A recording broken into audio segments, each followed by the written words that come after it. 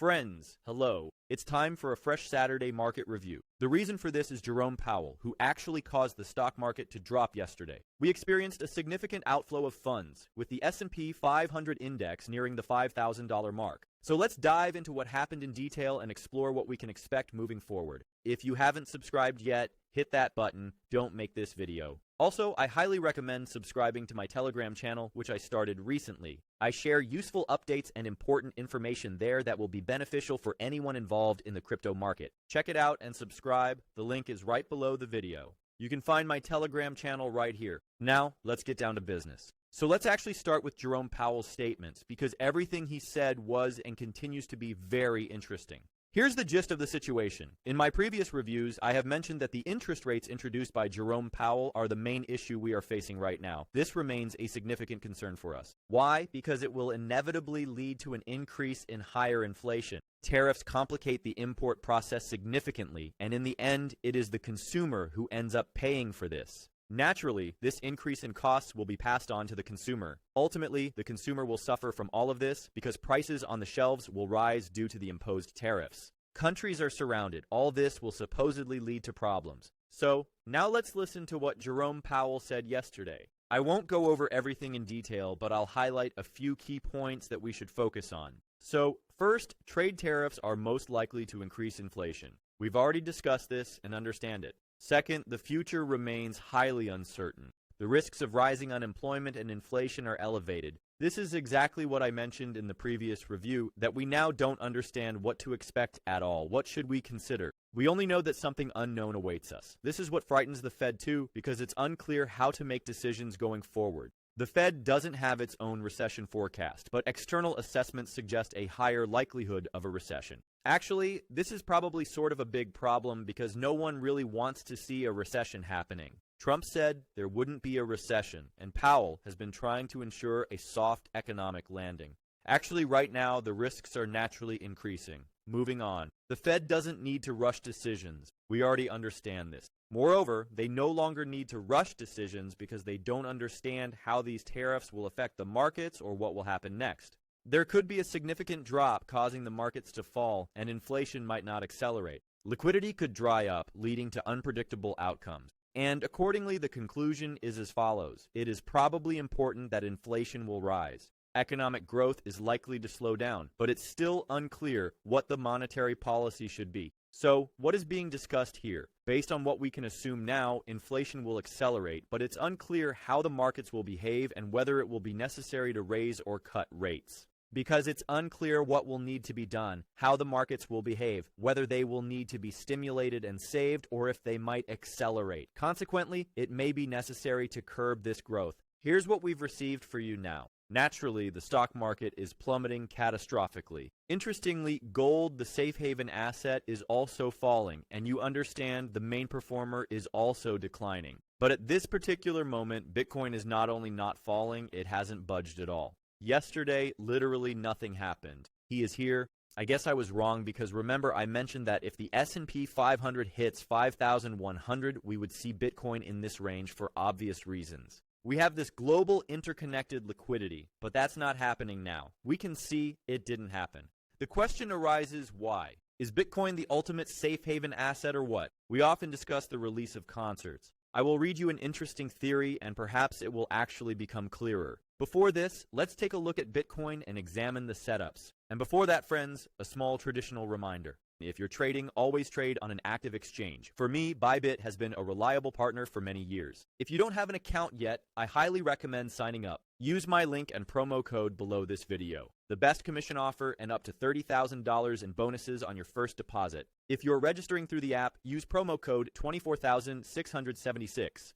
Also, friends, I want to share a very important note with you all. We have recently launched a new trading chat. It's an incredibly useful resource that is completely free for everyone who engages in trading using my referral link. Join us. You'll find daily position setups available via a single link under the video. That's all, friends, not financial advice. Bybit is a product I genuinely like, and the trading chat is a valuable ecosystem. Come in, try it, but we will continue further. So, the overall outlook for Bitcoin remains the same. Accordingly, in the last review, it was discussed that a high-risk position could be taken here. Goals 77, 78. If you opened a position here, you should generally consider securing it at this point, as we might be forming some kind of structure. We're keeping an eye on this range for now. I still think it might be a delayed effect, some kind of lag, and eventually we'll see Bitcoin drop to a lower level, which will eventually follow the S&P 500 with a delay, but nevertheless, for me personally, the setups are in the 78 to 79 and 73 to 74 zones. These are the main long positions where I'd really like to open positions. Now, why might Bitcoin not experience a drop? In reality, a protective asset is a percentage, but to understand it more globally, I'll tell you an interesting theory about why we are currently evaluating Trump's actions and why, for example, Trump's actions might actually turn out to be beneficial. So let's tell. 1. Trump's new tariff isn't just a minor tweak in trade policy. It's a significant step towards a major overhaul of the entire system. 9.2 trillion rubles of government debt must be refinanced in 2025. Inflation persists, alliances change, and one decision triggers dozens of processes. Perhaps what's actually happening is, let's start with the dollar. In 2025, $9.2 trillion will need to be refinanced. If these were converted into 10-year bonds, each basis point rate cut would save $1 billion annually. Not by just 1 basis point, but probably by 1 full percent. A reduction of 1/2 basis point would save a substantial amount, specifically $500 billion over the span of a decade. But reducing yields if the Fed is cautious and inflation persists. The strategy is to create uncertainty, impose tariffs, scare the markets, and trigger an outflow from stocks into long-term treasury bonds. Take note of this. While there's an outflow from stocks, there's a noticeable inflow into long-term treasury bonds and also into the crypto market. On one hand, Bitcoin is a high-risk asset. On the other hand, it can act as a protective asset to some extent. This detox is aimed at cooling the economy and reducing refinancing costs. However, cheap debt isn't a cure-all. Even with low rates, the debt remains huge. The lever for reducing the deficit is saving $4 billion a day. At this pace, by September 2025, we could cut $1 trillion. But the key is economic growth. Tariffs are a catalyst for industrial revival. The idea is to make imports more expensive, creating opportunities for American manufacturers. The challenge is that the U.S. can't ramp up capacity instantly. It will take time. In the short term, it is expected that consumer prices will rise. As discussed, the administration is willing to take this risk, hoping that by 2026 the effect will be positive and cushion the impact. Possible tax breaks. Trump has already told us that there will be a big tax cut. Accordingly, 2. Devaluing the dollar to make imports cheaper without removing tariffs. Attention, the devaluation of the dollar is a major trigger for Bitcoin growth. So what's the difference between inflation and devaluation?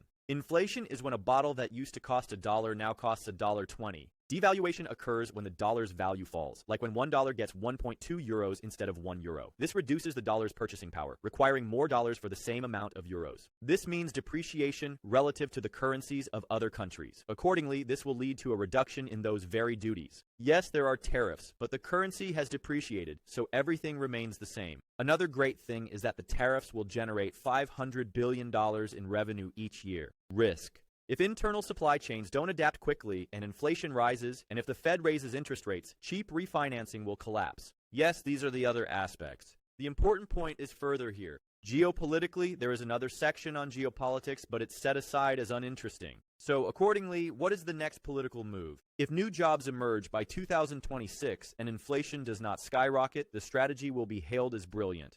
If prices shoot up and there's no growth, this is a failure. The result in 18 months. So, if debt control works, production revives, and U.S. influence strengthens, Trumpism will gain ground. If it fails, there will be inflation, trade wars, and losses for Congress in 2026. Here's an interesting fact. Bitcoin often emerges as the beneficiary in many of these various scenarios. This is essentially about inflation, currency devaluation, and the flow of capital moving away from stocks. All of this can impact Bitcoin. Maybe that's why Bitcoin didn't drop yesterday but actually held steady, because there's a chance it will benefit from all these changes. This means that we will see significant growth.